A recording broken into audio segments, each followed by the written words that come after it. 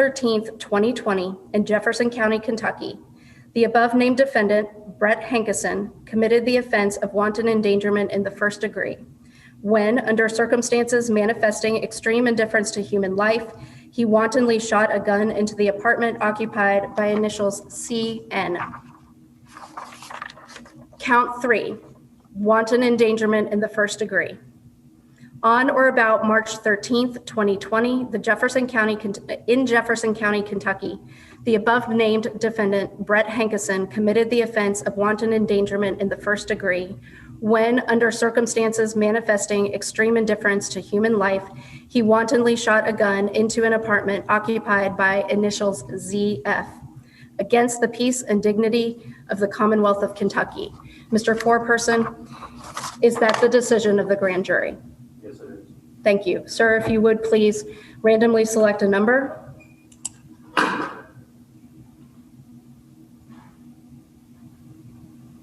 Division 13. Division 13. Thank you, sir. The case will then be assigned to Jefferson Circuit Court, Division 13. Madam Assistant Attorney General, do you have a motion with respect to bond? Yes, Your Honor. The Assistant Attorney General asks for $15,000 full cash bond for the defendant, Brett Hankison.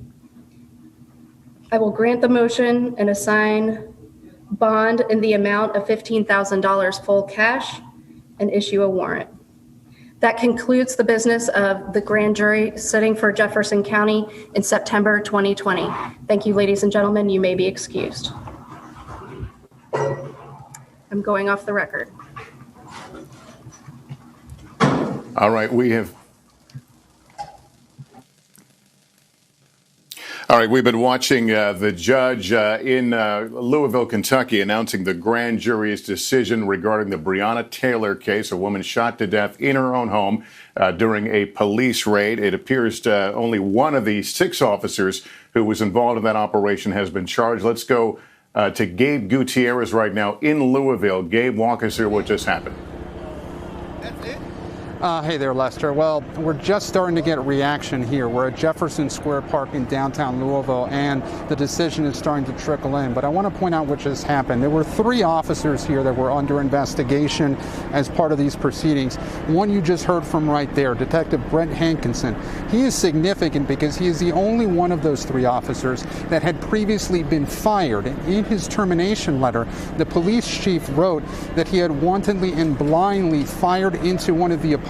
So he was appealing his termination, but it appears that the grand jury, the only officer that the grand jury has returned an indictment on, has been Brett Hankison for the lesser charge of wanton endangerment.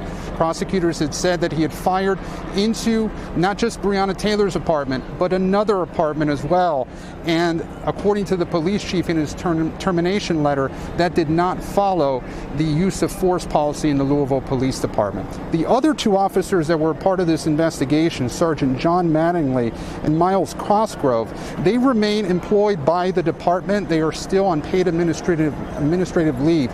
Lester, what's significant here is that we did not hear any charges against those 2 officers.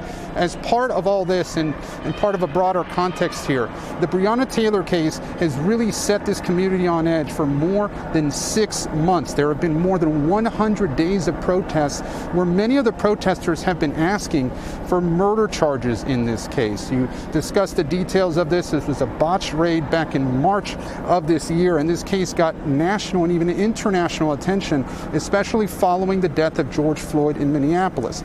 Her name, Breonna Taylor's name, has become a rallying cry for social justice protests across the country.